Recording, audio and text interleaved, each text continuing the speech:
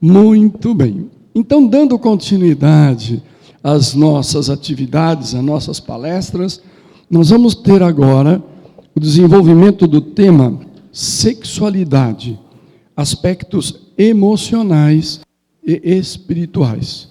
Porque, como já nos foi antecipado, as nossas questões de ordem emocional, de ordem psicológica, elas vão ter importante interferência, importante influência na destinação que nós damos a esta energia sexual. Quem vai nos apresentar este tema é a Maria Luísa Bernardo. Ela é psicóloga especializada em saúde mental, dependência química e codependência. Ela implanta programas de prevenção em saúde mental em empresas, escolas e instituições no Brasil. Expositora em eventos nacionais e internacionais. Diretora de projetos e programas terapêuticos no Centro de Tratamento Bezerra de Menezes e em outras instituições brasileiras. É vice-presidente do Conselho Espírita de São Bernardo do Campo, fundadora e membro da Associação Médico Espírita do ABC. Maria Heloísa. Queridos amigos, bom dia a todos. É com muita alegria que nós reencontramos os nossos velhos e queridos amigos de encarnações passadas, os antigos dessa encarnação, e tantos outros que nós vamos ganhando de presente através dos relacionamentos que desenvolvemos através desses eventos, através dos nossos estudos na Associação Médico Espírita do ABC. O tema que nos foi destinado, então, é sexualidade, aspectos emocionais e espirituais, com as repercussões na família e nas nossas profissões ou nas nossas atividades que optamos, que escolhemos neste momento da nossa vida. Como o Dr. Fernando Sansoni já explicou, uma boa parte dessa produção é realizada através dos estudos que nós desenvolvemos semanalmente na Associação Médico Espírita do ABC, grupo que vocês todos estão convidados para participar, já que a atividade é uma atividade aberta e nós recebemos com muito carinho todos aqueles que estão vocacionados, interessados nesses temas. Então, a produção que nós estamos realizando através dessa apresentação é resultado também desses estudos que nós desenvolvemos em outras atividades, mas principalmente nos nossos estudos da AME. Eu vou pedir licença para vocês e vou apresentar ali da tribuna.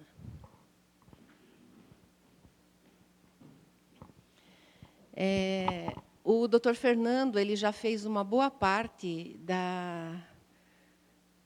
dos pressupostos espíritas, e ele, como ginecologista e obstetra, ele já falou muito de uma parte que eu deveria falar, que é a parte da psicologia, da psiquiatria, da psicodinâmica. Ele abordou tão bem, preparando a nossa apresentação na sequência, né? E nós vamos começar a nossa apresentação tratando da questão da afetividade e da sexualidade na nossa evolução enquanto pessoas humanas, enquanto seres humanos encarnados neste momento histórico em que vivemos, já que somos seres de múltiplas existências. Na verdade, nós somos seres centenários, nós somos seres milenários, e já alcançamos uma importante evolução neste momento em que vivemos no planeta Terra. Então, nós aprendemos que cada pessoa se distingue por determinada peculiaridade dentro da esfera emocional, e existe uma correlação direta entre as emoções e a nossa sexualidade, inclusive o intercurso sexual, inclusive as relações sexuais com quem nós desempenhamos nos momentos nossos de encontro, nos momentos nossos de relações. E a sexualidade e sexo se define por um atributo respeitável, conforme já explicou nosso Fernando, e profundamente santificado da natureza, exigindo de cada um de nós, particularmente neste momento em que nós assumimos a condição de seres pensantes, onde nós estamos de posse do nosso livre-arbítrio, ou seja, da capacidade de fazermos escolhas. Então, exige de nós educação e controle para que exista um bem viver.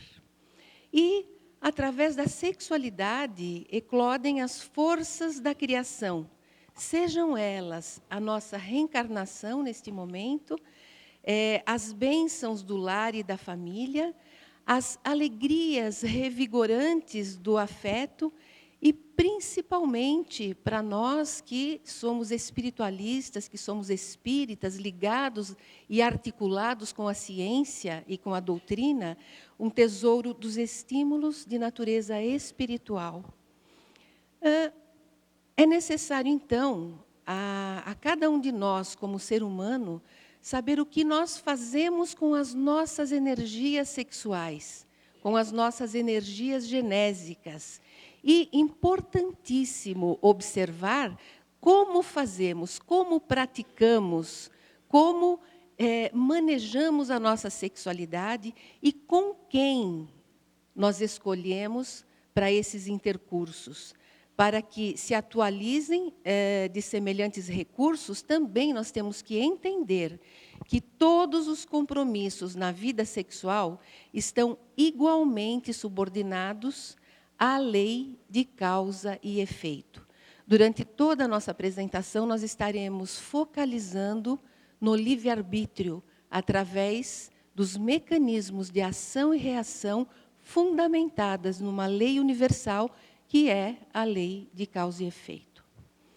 E para entendermos, então, que tudo que dermos aos outros, seja no mundo, no intercurso sexual, dentro da nossa sexualidade, mas principalmente no nosso mundo afetivo, nesse afeto que nós desenvolvemos conosco mesmos e no afeto que nós desenvolvemos com as pessoas e coisas que são importantes para nós.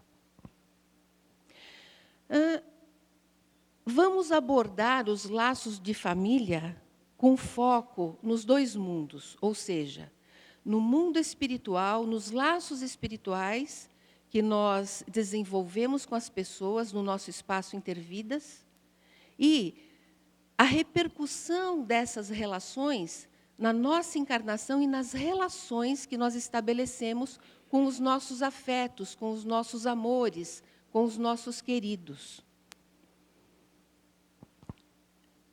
Então, pessoal, as famílias se organizam obedecendo a um planejamento espiritual de acordo com os laços e compromissos pré-existentes, ou seja, em relações, em uniões baseados em vidas passadas.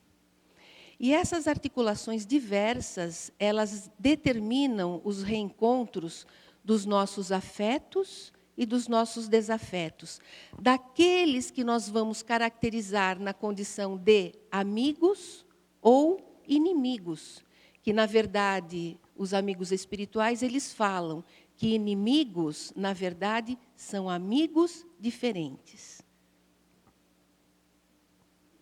E o objetivo seria, então, a realização de ajustes e reajustes indispensáveis ante as leis de causa e efeito, através dos mecanismos de ação e reação. E para mais amplo equacionamento da vivência coletiva, para um aperfeiçoamento geral, na condição de um educandário da nossa alma, entendendo alma como nosso espírito em evolução no momento da encarnação. No momento em que nós vivemos, o nosso espírito é uma alma encarnada. Neste livro magnífico, Vida e Sexo, cuja psicografia de Chico Xavier foi trazida pelo nosso querido Emmanuel, eles declaram o seguinte, que nós temos no lar uma organização de origem divina, em cujo seio encontramos os instrumentos necessários para aprimoramento pessoal, para a construção de um mundo melhor. Então, o mundo melhor, ele inicia numa construção dentro de nós, através de um auto-amor, através da aquisição do senso de responsabilidade conosco mesmo. Ele se expande numa microsituação através do relacionamento que nós desenvolvemos com a família. E é exatamente na família o grande teste da nossa reencarnação. É onde nós encontramos as maiores dificuldades. Por outro lado, é o local, é a situação onde nós construímos a nossa melhor e maior evolução, dependendo de como nós manejamos essas situações adversas, muitas vezes situações extremamente difíceis. E, conforme já falou nosso querido Fernando, ainda é pequeno número de pessoas em condições de uma autoanálise mais profunda, quando aflora o instinto sexual e a libido com o seu poderoso domínio. Geralmente ela aflora de forma mais intensiva no final da infância, evolui através da puberdade e da adolescência e se perpetua até o final da nossa encarnação. E essa condição faz com que, na esfera psíquica, o poderoso impulso ele seja influenciado por seres, por criaturas desencarnadas nesse jogo afetivo sexual, levando, então, a parceiros do passado que se corporificarão e atuarão nos relacionamentos, inclinando-os para compromissos e situações variadas. De acordo com o quê? De acordo com o nosso planejamento reencarnatório, que é realizado junto com os amigos espirituais no espaço intervidas, durante o período em que nós estamos desencarnados, desenfaixados dos liames da carne, ou do corpo físico. E na maternidade ou na paternidade é que se podem produzir grandes ajustes ou desajustes em relacionamentos, e esses desajustes eles ocorrem quando esses relacionamentos são negligentes, precipitados ou irresponsáveis. E nós temos visto na contemporaneidade muitos jovens na condição de vítimas dessa situação de precipitação, na situação de falta de orientação para os divinos atributos, o divino exercício da nossa sexualidade e do nosso sexo. Como eu sou mulher, eu vou falar e vou beber água ao mesmo tempo. Aliás, vou voltar para lá, Fernando, e vou continuar mexendo no computador. Brincadeirinha, nós amamos vocês, homens queridos. Então, essa situação de uma possível irresponsabilidade, precipitação e negligência levará ao quê? Levará a uma comunhão sexual que pode estar simplesmente focada no prazer descontrolado, acentuando, então, os vínculos kármicos com que essas criaturas, que na verdade somos todos nós, renascerão. Gerando, então, se esses vínculos forem irresponsáveis e precipitados, um círculo vicioso de dor, um círculo vicioso de sofrimento que vai se perpetuando através das nossas reencarnações. Das nossas reencarnações sucessivas, vamos dizer assim. E os benfeitores espirituais nesta obra Vida e Sexo, no capítulo 3, eles nos orientam de que a vida paga com amor a todos aqueles que recebem com amor as exigências para a execução dos seus objetivos essenciais. E seguindo, vamos falar um pouquinho sobre as colônias espirituais, para dar um encadeamento, para dar uma contextualização ao pensamento que tem como substrato a nossa apresentação. Vocês estão lembrando dessa imagem? Essa imagem, ela ficou plasmada, ela ficou registrada na psique de todos nós espíritas, mas ficou registrada na psique de todos os outros que não sejam espíritas, mas que participaram, que viram, que se envolveram na produção desta obra, né, que foi documentada pela sétima arte, que é a vida em nosso lar. É a vida registrada do ponto de vista do céu para a terra. Eles mesmos falam sobre isso, né? Então, nós sabemos que nas esferas espirituais que circundam a terra, existem hospitais, existem escolas e colônias consagradas à regeneração e ao progresso da alma. Todos aqueles que têm uma sensibilidade maior, principalmente uma sensibilidade no campo da vidência e da clarividência, conseguem, em alguns momentos de elevação do espírito, visualizarem essas colônias. Aqui mesmo, na região do Grande ABC, indo ali para Santos, naquela região das águas que tem ali a represa, existe uma colônia espiritual que pode ser visível em momentos de emancipação da alma, quando os médiuns fazem os seus trabalhos mediúnicos. Então, existem registradas em todo o mundo, mas particularmente no Brasil, uma série de colônias espirituais. Ali nós colocamos algumas, e é possível visualizar isso fazendo uma busca na internet. Veja, nós temos ali Colônia da Regeneração, Colônia da Praia, essas todas são brasileiras, tá? Colônia do Bom Retiro, Colônia Arco-Íris, Colônia Amigos da Dor, Colônia das Flores, e aí vai. E o que são essas colônias? Aqui nós estamos mostrando as brasileiras. São locais de socorro, tratamento e aprendizado, e algumas dessas colônias altamente especializadas, como existem os hospitais, as clínicas, na matéria. Nós não temos, por exemplo, nós estamos desenvolvendo esse trabalho nesse magnífico complexo de saúde material, que é o Hospital Estadual Mário Covas. Dentro do Mário Covas existe especialidade em tratamento da visão, em tratamento ginecológico, enfim, né? É um hospital especializado. E no plano, como repercussão no plano espiritual, também essas colônias, e algumas delas, são altamente especializadas.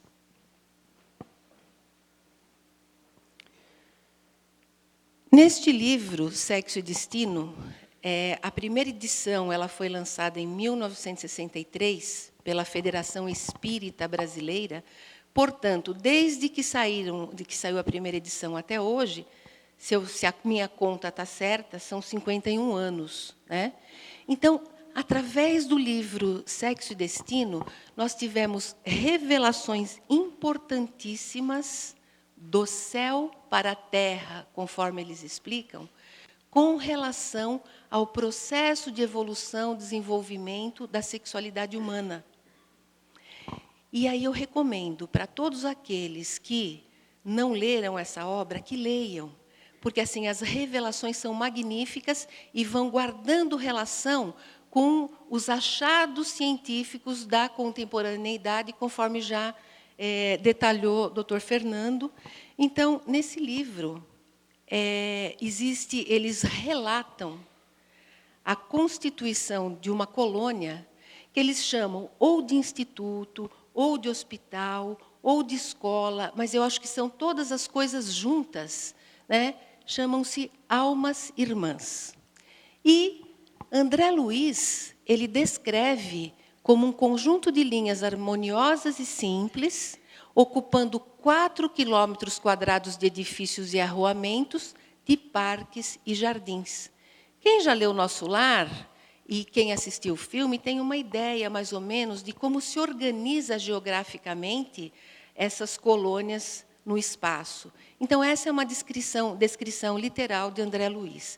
E ele prossegue dizendo o seguinte, que o Instituto Almas Irmãs ele se assemelha a uma universidade, a um hospital, onde os hóspedes... Quem são os hóspedes? As pessoas que estão lá para fazer tratamento.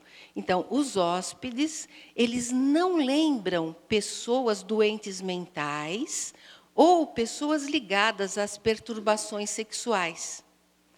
E são pessoas que se apresentam como criaturas de aparência rígida, ou aparência saudável, que faziam o acolhimento desse grupo ao qual André Luiz pertencia, que estavam lá para fazer uma observação sistemática num hospital-escola, como se faz aqui na Terra, quando nós temos estagiários, pessoas interessadas e tal.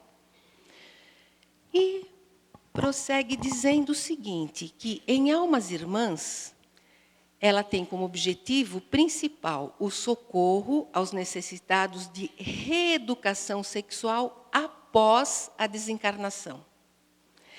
Prossegue dizendo que é uma escola aos candidatos à reencarnação, não para quadros agudos e graves, ou seja, essas pessoas que estão lá fazendo esse curso, vamos dizer assim, elas não apresentam quadros agudos e graves. São pessoas num processo de recuperação já adiantado, com um nível de consciência importante para essa experiência, para esse curso que elas vão fazer.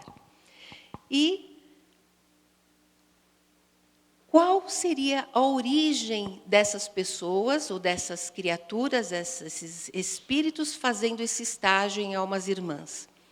Que seria, eles viriam de regiões purgatoriais, que nós conhecemos como regiões umbralinas ou como umbral, né?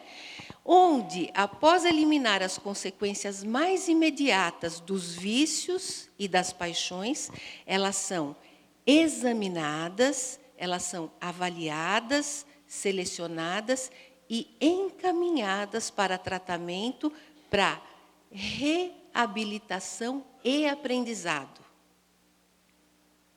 E segue dizendo que os objetivos desse aprendizado seria estudar e refletir, pesquisar e observar causas e efeitos das quedas de natureza afetivo-sexual em que se haviam precipitado numa encarnação anterior. Prosseguem dizendo que depois de instruídas essas pessoas, essas criaturas, esses espíritos, eles eram recambiados à reencarnação nos ambientes em que faliram e, se possível, nas equipes consanguíneas que haviam prejudicado ou que o prejudicaram ou que sofreram algum tipo de dano. A partir desse momento, a gente já pode refletir quem são as nossas famílias. Veja, é uma experiência num instituto de autoespecialização com foco em regeneração afetivo-sexual. E, após obter conhecimento, voltar à encarnação, aptos a aplicá-los nas dificuldades e tentações e utilizarem as virtudes adquiridas durante esse estágio onde estiveram internados no instituto, no educandário, no hospital, na escola Almas Irmãs. Muito bem. Aqui, pessoal, nós temos uma importante estatística. Os amigos espirituais, eles quando fazem um trabalho, eles fazem trabalho completo, né? Então, eles produziram essa estatística que vai nos ajudar a refletir sobre toda essa questão que nós estamos trazendo hoje. A estatística é a seguinte. Almas Irmãs, lembra que vamos tentar fazer uma cronologia. A primeira edição saiu em 1963, nós estamos, então, há 51 anos desse trabalho sendo realizada no espaço espiritual através da colônia. Então, o que nós temos?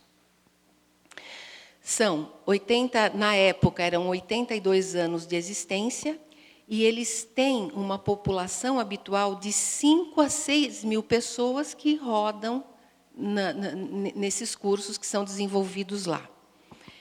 E a estatística mostra o seguinte: para cada 100 candidatos, nós temos 18 vitoriosos nos compromissos da reencarnação.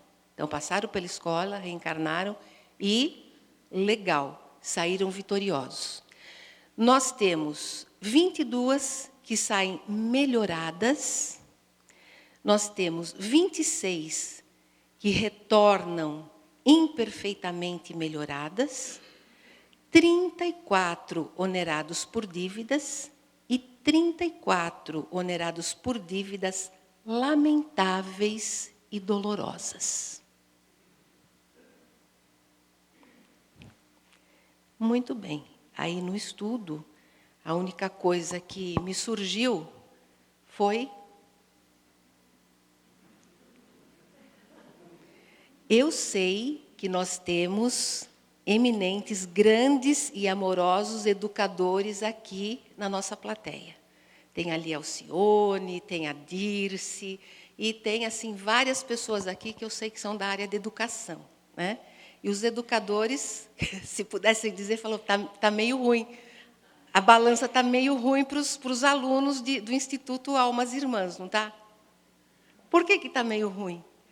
Porque a eficiência e a eficácia parece que tem sido muito baixa. Olha de novo isto. Né? De cada 100, 18, legal, vitoriosos. 22, mais ou menos. 26, de mal para pior. 34, no bico do corvo. E 34, necas, nada. Está ruim para nós. Veja, isso parece brincadeira, mas não é. Isso é sério. Isso é sério. Isso é sério, porque essa estatística, ela repercute, nós temos condição de avaliar através da nossa vivência pessoal, dentro das nossas questões emocionais, das nossas questões afetivas e das nossas questões e dos nossos relacionamentos sexuais. Por que eu estou dizendo isso com tanta convicção? Eu estou dizendo isso porque eu sou psicóloga clínica, eu trabalho há 30 anos em hospital psiquiátrico e trabalho com clínica psicológica. Então, eu recebo pessoas que sofrem dentro desta condição que nós estamos abordando nesta manhã. Então, a minha experiência profissional e a minha experiência pessoal mostra que a estatística trazida do céu para a terra, ela realmente é por aí mesmo. Então, dentro deste estudo realizado em Almas Irmãs, qual seria a sequência de encaminhamento dessas pessoas, particularmente das pessoas que fracassaram no seu propósito da reencarnação para trabalhar as questões afetivo-sexuais? Eles nos mostram o seguinte, que eles passam, uma parte deles passam as zonas inferiores e demoram em desequilíbrios ou devassidão, sendo encaminhadas a outros tipos de assistência. Esses provavelmente os que faliram de vez. Alguns outros, veja a bondade divina, alguns outros, eles são rematriculados no Instituto Almas Irmãs. E aqueles que saíram vencedores, eles têm a oportunidade de trabalho em instâncias superiores, conforme os desejos que expressam. Então, essa é a sequência do encaminhamento realizado por esse grupo de espíritos que se matriculam no Instituto Almas Irmãs. Bom, ainda revelações espirituais trazidas a partir do início do trabalho de André Luiz no plano espiritual, através dessa magnífica obra, uma obra pétrea, baseado em ciência, e baseado em ciência hard, aprendi isso daí, ciência dura, né? Através da física, através da química. Então, nos traz algumas revelações importantes através da pena, da caneta de Chico Xavier, através de André Luiz, e eles nos explicam o que o Dr. Fernando já explicou de uma forma mais aprofundada, que nós estamos no momento de pleno uso do nosso livre-arbítrio. Mas isso começou no pensamento fragmentário, através da nossa evolução humana, até chegarmos ao momento em que chegamos hoje, onde adquirimos o pensamento contínuo. Nosso pensamento era fragmentário e, através da evolução, nós adquirimos a condição de termos pensamento contínuo, ou seja, de sermos seres racionais. E continuamos em evolução até alcançar a estrutura cognitiva e mental para realizar escolhas entre o bem e o mal. Então, hoje, na condição que nós temos, nós não podemos mais dizer que nós fizemos escolhas inapropriadas porque nós somos bobinhos, porque nós somos ignorantinhos. Não.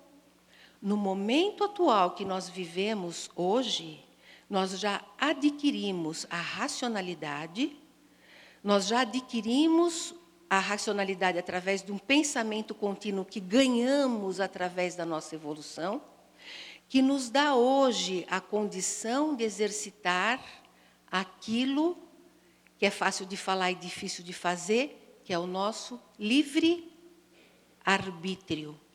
Livre-arbítrio é o poder de fazer escolhas.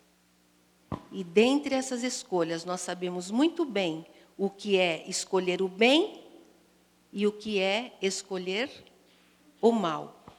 Principalmente nós, que somos espiritualistas, que somos espíritas, que temos o entendimento de que somos seres de múltiplas vidas, que vamos angariando a responsabilidade através do conhecimento e do autoconhecimento. E Jesus, ele deixou muito claro qual é a magnitude dessa responsabilidade quando ele diz a cada um segundo as suas obras, né? E que ninguém dá o que não tem. Então, quem já alcançou esse nível de emancipação de consciência sabe muito bem o que é bom e o que é ruim, o que é belo e o que é feio, o que é ético e o que é antiético. Magoou?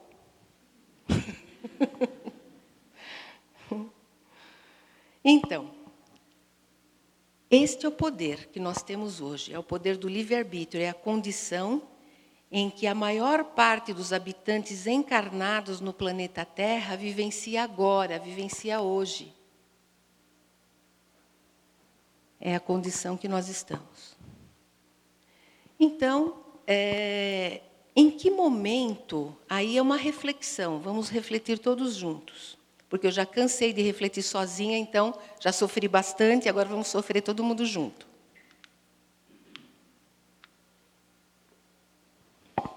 Em que momento se provoca lesões ao outro no campo da afetividade, no campo da vinculação emocional e no campo da vinculação sexual? Já que são processos coletivos, a gente faz isso com as pessoas que nos cercam, com as pessoas que são importantes para nós. E os amigos espirituais, a resposta é simples, ele fala através do seu livre-arbítrio. É através das escolhas que você faz na inter-relação que você desenvolve com pessoas e coisas que são importantes para você. Ainda em Vida e Sexo, eles falam que lesões emocionais repercutem diretamente na esfera sexual e as lesões sexuais repercutem diretamente no nosso emocional, no nosso psíquico, na parte psicológica. E continuam dizendo que inicia quando o nosso comportamento ameace a vida e a tranquilidade do outro e termina quando não queremos que o outro ameace a nossa tranquilidade. E alertam que, iniciada a ação, corre-se o risco de provocar no outro uma grave, uma séria mutilação psíquica, que é a origem de todo o sofrimento, que será perpetrado dentro das relações afetivos, sexuais, que nós desenvolvemos não só na vida material que nós estamos vivendo, mas que se perpetua nas outras inúmeras vidas que nós viveremos. Porque as dores e os sofrimentos que nós vivemos hoje têm como origem lesões psíquicas que nós recebemos ou que causamos em vidas passadas. E, conforme o Nivaldo já fez no início da abertura do nosso evento, e o Fernando ele detalhou na apresentação dele, os amigos espirituais, eles nos alertam que no curso do sexo nós temos optado, fizemos opções não apropriadas, como, por exemplo, o narcisismo. Ou a volúpia, a escolha pela volúpia somente do prazer estéril, do prazer físico, do prazer material.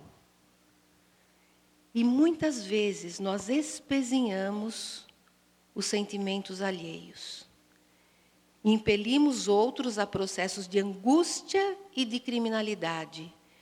E nós não podemos dizer que nós somos bobinhos, porque nós temos visto tragédias imensas através da mídia, que nos chega atualmente em tempo real.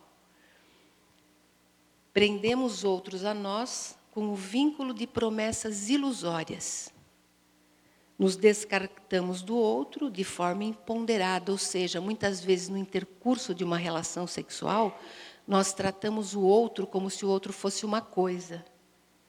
E o mundo espiritual, ele nos alerta que as próprias coisas merecem um grande respeito, que dirá uma outra pessoa, que dirá um espírito eterno. E finalizam dizendo que, para que haja o bem comum, para que reine a paz no planeta Terra, é necessário que nós não mutilemos o outro.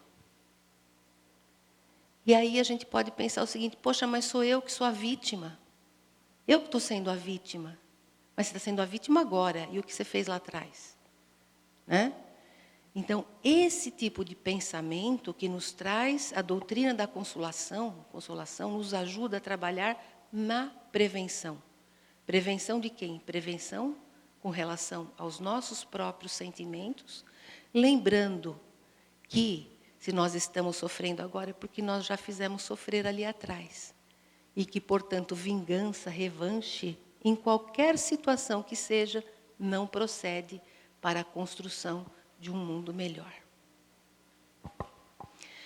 E aí também temos aprendido, né, sobre esse livre-arbítrio, que é a escolha entre bem e o mal.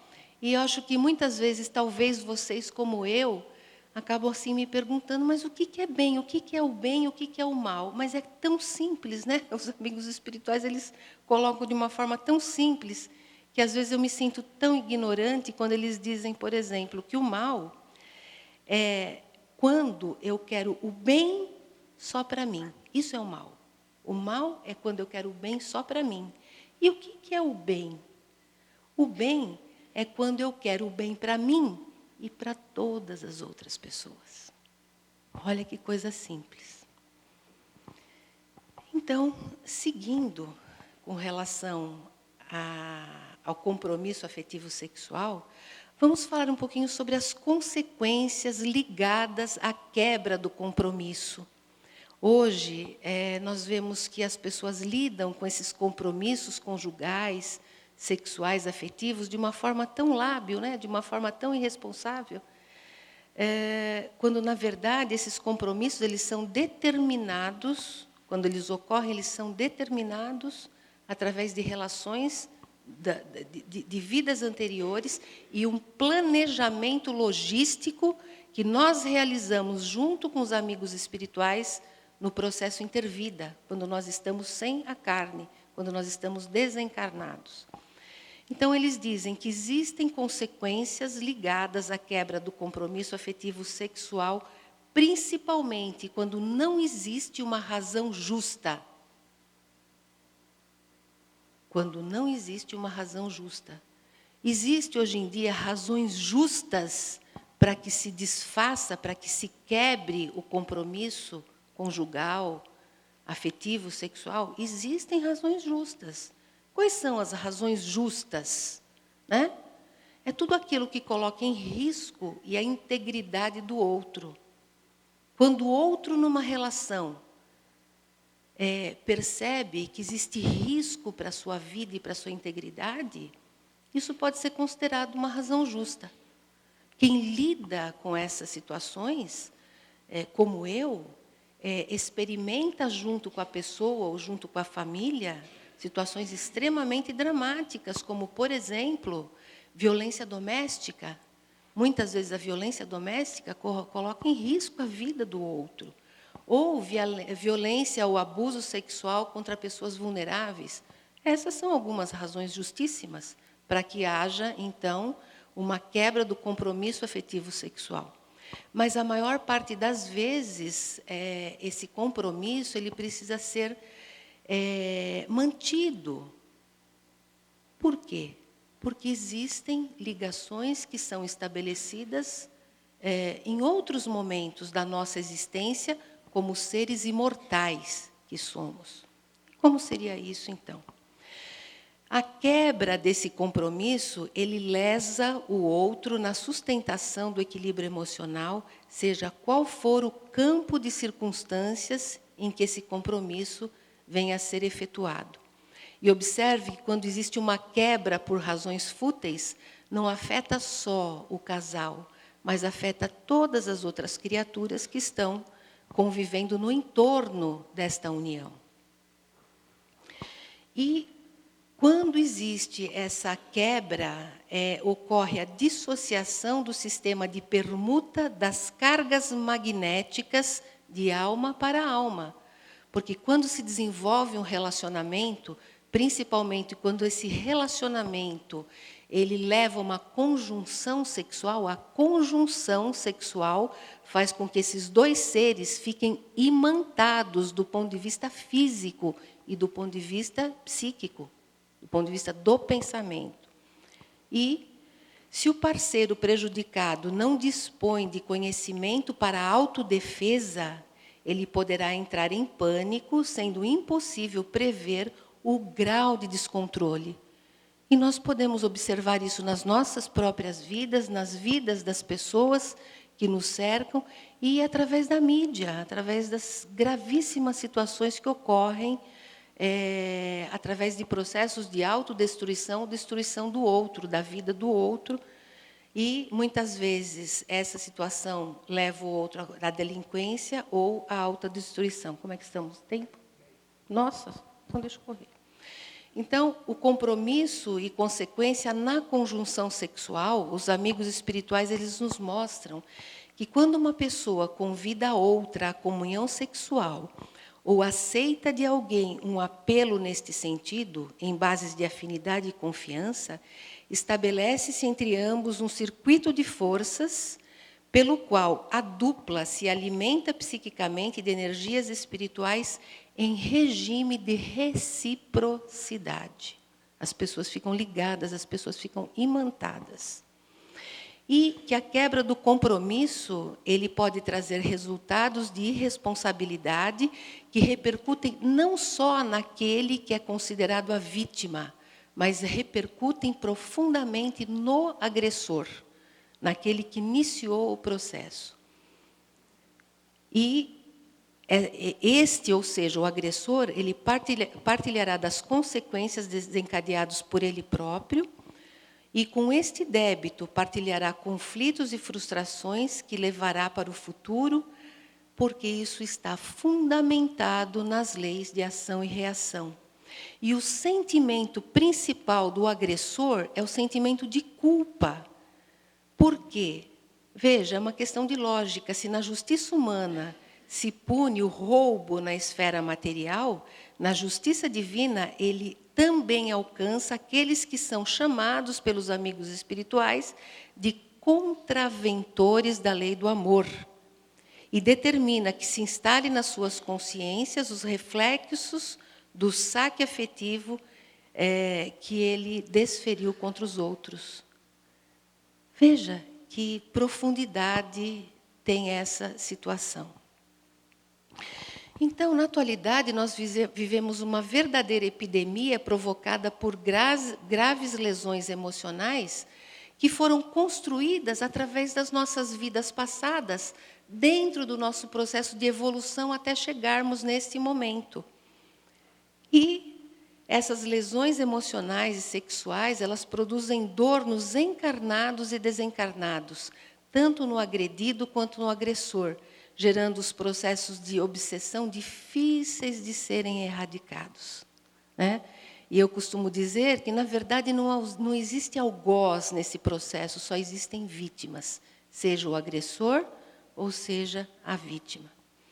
E os dramas, eles desembocam nos hospitais, nos consultórios médicos, nas clínicas psicológicas, nas escolas, em todas as áreas educacionais, por exemplo, nas áreas do direito, e vão surgir de uma forma muito crua nos locais onde se recolhem a dor, como as igrejas, os templos, as casas espíritas ou em qualquer grupamento humano, né? Então, assim, para onde vamos nós quando sentimos uma profunda dor? Aqui nós vamos entrar, então, nas repercussões dentro da esfera profissional.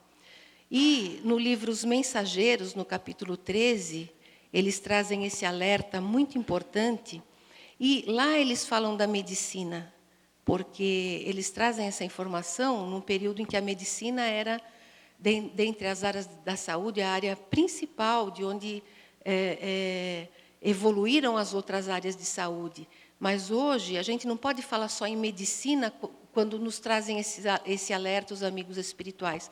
Nós temos que pensar em todos nós que fazemos parte de todas as áreas de saúde, inclusive aqueles de nós que, sem uma formação profissional específica, almejamos ou temos ou detemos atividade dentro de uma área onde nós, em algum momento da nossa vida, tentamos aliviar o sofrimento daquele que nos procura, nós podemos considerar que são pessoas que estão envolvidas na área de saúde, dentro de um conceito de saúde ampla, não só de saúde física, mas saúde física, emocional e saúde espiritual. Se a gente pensar dentro desse processo, provavelmente uma boa parte de nós aqui tem compromisso dentro da área de saúde espiritual, porque somos de centros espíritas, fazemos orientação fraterna, fazemos aconselhamento espiritual.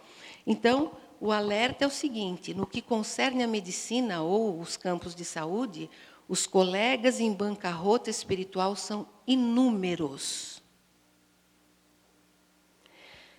E lembram que a saúde humana é patrimônio divino, e o médico ou os terapeutas e todo aquele que lida com saúde, mesmo sem a formação, é sacerdote dela. Os que recebem o título profissional em nosso quadro de realizações sem dele se utilizarem a bem dos semelhantes, pagam caro a indiferença. E os que dele abusam são, por sua vez, situados no campo do crime. Revelação espiritual do céu para a terra, no livro Os Mensageiros, no capítulo 13. Ainda vamos falar da esfera profissional, então, puxando assim de uma forma bem superficial, o que é o terapeuta? É esse que eu já detalhei anteriormente. Terapeuta é a pessoa que aplica técnicas reconhecidas, visando o restabelecimento da saúde e qualidade de vida, permitida através de leis nos âmbitos constitucionais civis do país a que pertence. Ora, quem trabalha em centro espírita e faz aconselhamento fraterno está dentro da lei, está fazendo aconselhamento fraterno, ajudando a diminuir a dor. Que dirá aqueles com títulos profissionais, como médicos, psicólogos, assistentes sociais, enfermeiros e tantos outros, né? Então, quem são os terapeutas hoje? E, particularmente aqui, nesse momento em que somos, provavelmente, uma boa parte de nós espíritas trabalhando com aconselhamento espiritual. Somos todos nós, ou não? Somos todos nós, né? E aqui eu trouxe aqui o Rustem, onde ele cita Ferenczi. Rustem é um contemporâneo, um cientista contemporâneo de Allan Kardec. Ele cita um grande psicólogo europeu, Ferenczi, e eles falam, já naquela época onde predominava o positivismo científico, né, o cientificismo, naquela época não podia se falar de espírito. As pessoas eram ridicularizadas.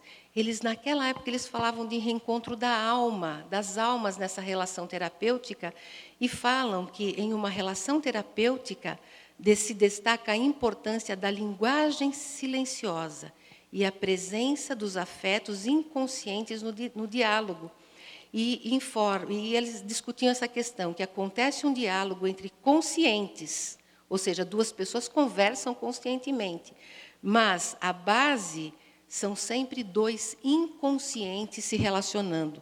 Então, toda vez que nós fazemos aconselhamento fraterno ou ajudamos alguém numa relação terapêutica, então nós estamos falando não só com a pessoa encarnada, nós estamos conversando com espíritos.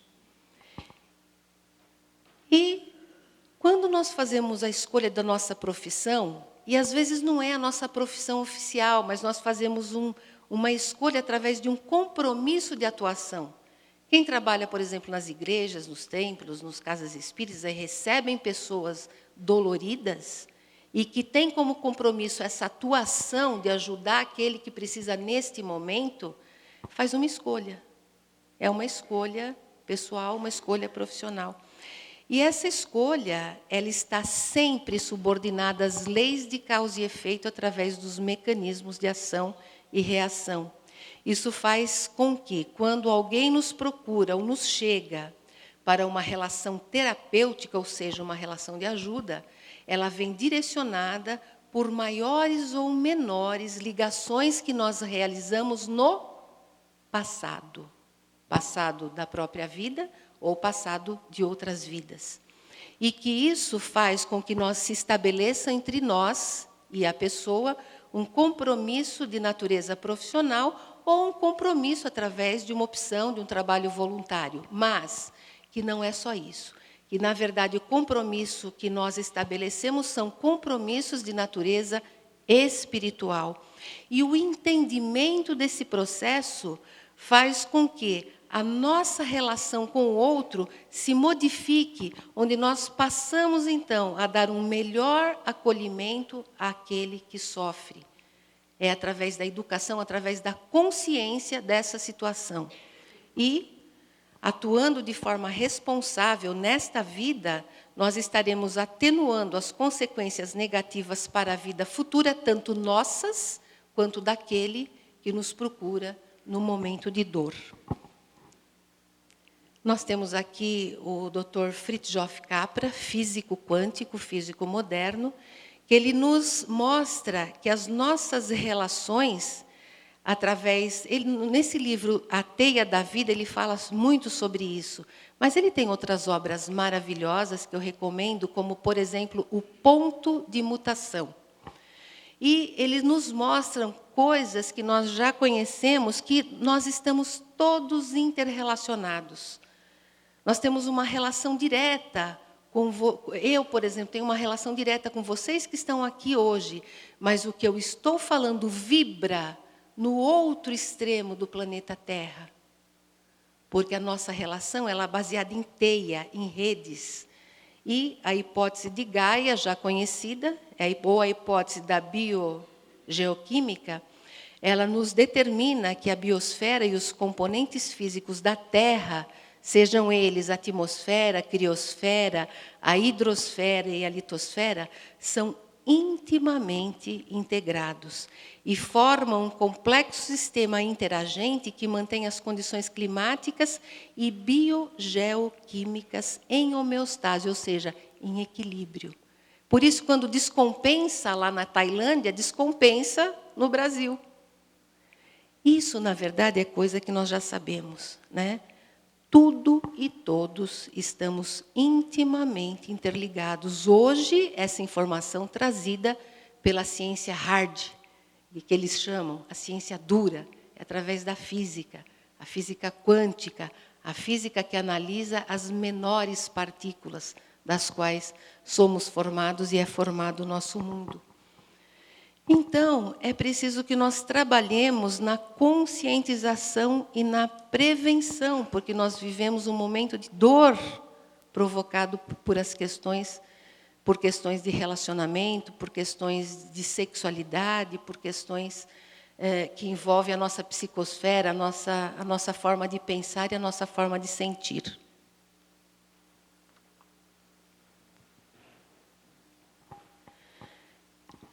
Nós temos também nos mensageiros ainda esse alerta de que Jesus não foi somente o mestre, ele foi médico também. Ele deixou no mundo o padrão de cura para o reino de Deus. Ele proporcionava socorro ao corpo e ministrava fé à alma. E aqui é o benfeitor falando com o André Luiz, ele diz: nós, porém, meu caro André, em muitos casos terrestres, nem sempre aliviamos o corpo e quase sempre matamos a fé.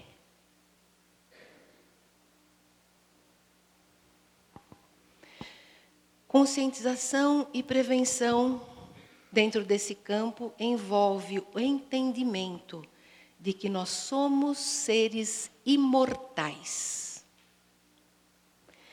que nós estaremos sempre reencarnados enquanto nós não aprendermos na nossa vivência pessoal a exonerar, a banir o nosso espírito das mutilações e conflitos hauridos no clima de irreflexão sem cárcere aparente, porque muitas vezes nós estamos vivendo a nossa vida achando que estamos livres, mas não estamos livres. Nós estamos presos, nós estamos imantados a tudo aquilo que nós produzimos de mal nos outros e que vai repercutir em nós mesmos, em vida atual e nas outras vidas que nós vivemos, porque nós somos seres imortais. A pedra que atiramos no próximo talvez não volte sobre nós em forma de pedra, mas permanece conosco na figura de sofrimento. E enquanto não se remove a causa da dor, os efeitos dela perduram da mesma forma que acontece com as moléstias, se nós não eliminamos a origem do mal. Esse entendimento também, no campo da prevenção, nos leva a entender que nas ligações afetivo-sexuais nós encontramos as grandes alegrias, mas também é dentro dela que nós somos habitualmente defrontados pelas mais duras provações. Em Vida e Sexo, Chico e Emmanuel, eles informam o seguinte: Embora não percebamos de imediato, nós recebemos quase sempre, no companheiro ou na companheira da vida íntima, os reflexos de nós próprios. Aí eu fiquei pensando nessa questão aqui. Isso aqui é uma promessa que nós já estamos vivendo no planeta Terra.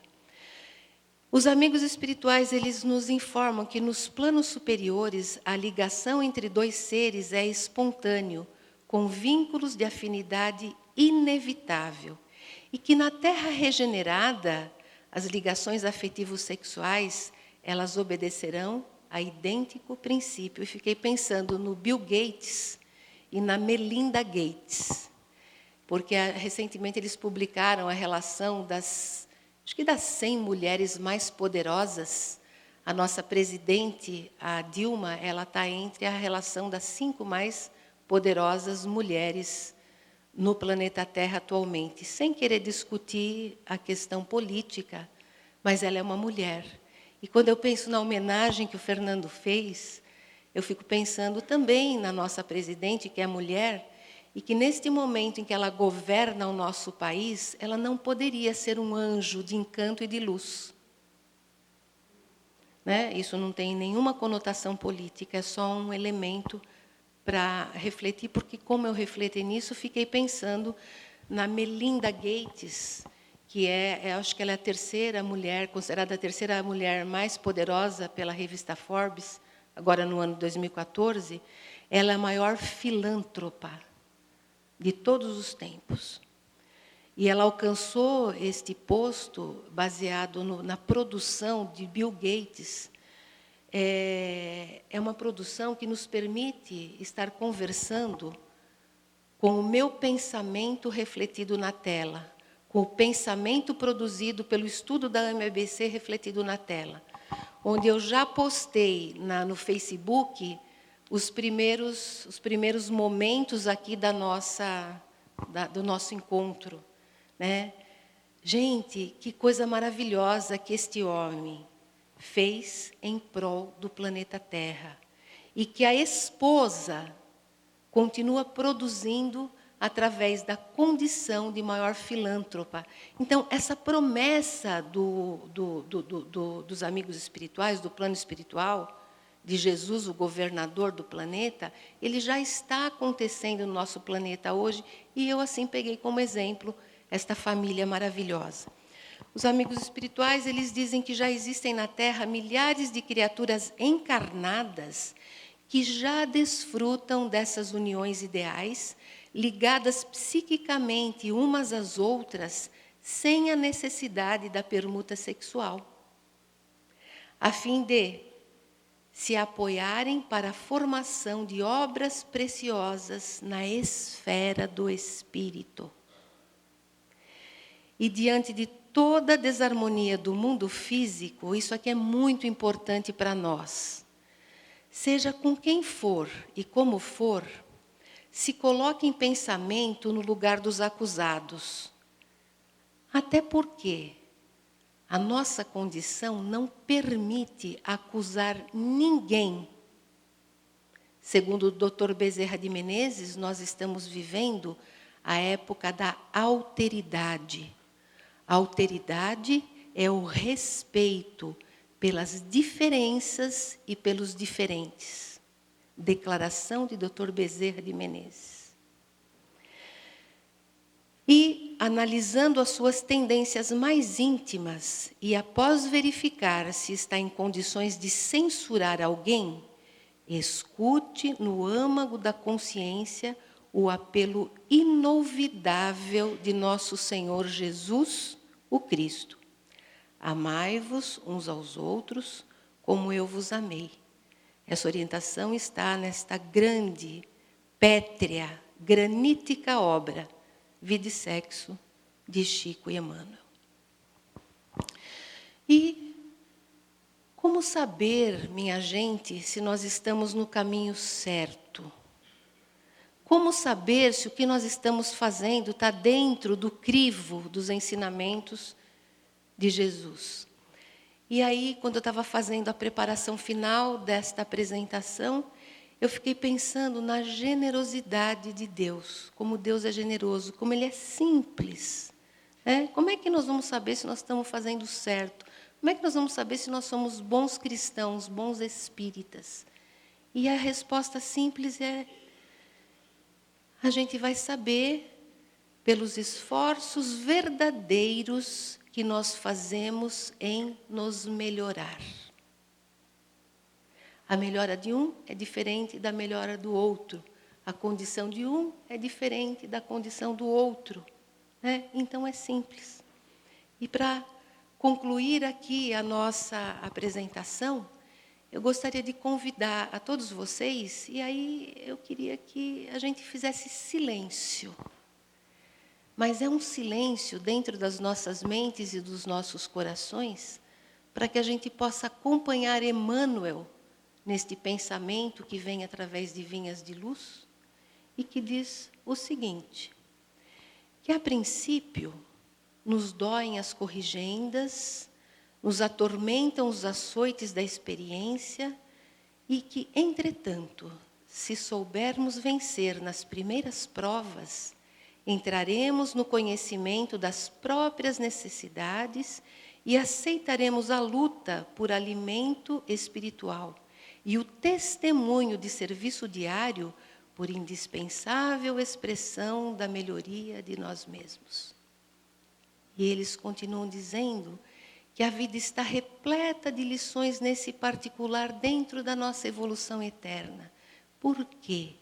O mineral dorme, a árvore sonha, o irracional atende ao impulso, o homem selvagem obedece ao instinto, a infância brinca e a juventude idealiza. O espírito consciente esforça-se e luta. O homem renovado e convertido a Jesus, porém, é o Filho do céu, colocado entre as zonas inferiores e superiores do caminho evolutivo. E nele o trabalho de iluminação e aperfeiçoamento é incessante. Deve, portanto, ser o primeiro a receber as corrigendas do Senhor e os açoites da retificação paterna. Se nos encontramos, pois, queridos amigos, perto do Pai, aprendamos a compreender o amor da educação divina. E quando Emmanuel fala alguma coisa, não há mais nada a acrescentar. Por isso, eu agradeço a atenção. Tudo isso que eu disse para vocês, eu disse primeiro para mim, conforme falou o Fernando, e que nós possamos, neste dia, assimilar, incorporar e, principalmente, poder usar tudo o que estamos aprendendo aqui. Muito obrigado e que Jesus continue nos abençoando.